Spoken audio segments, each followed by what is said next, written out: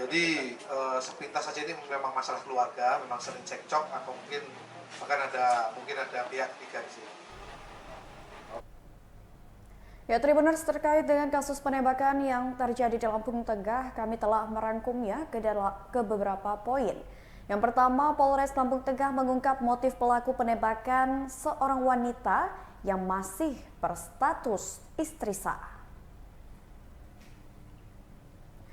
Aksi penembakan yang dilakukan tersangka bernama Muhammad Rifai berusia 24 tahun dilakukan secara sadar. Tersangka menembak istrinya karena kesal dengan pertengkaran yang terus terjadi dalam rumah tangga mereka. Penyebab pertengkaran karena ada peminor atau orang ketiga dalam rumah tangga mereka. Pertengkaran tersebut pun tak pernah menemukan jalan keluar, sehingga membuat tersangka emosi dan gelap mata hingga menembak istrinya sendiri.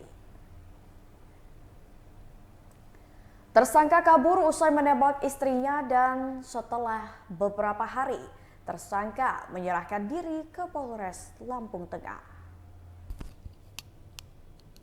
Struktur ini memang jelas-jelas rakitan.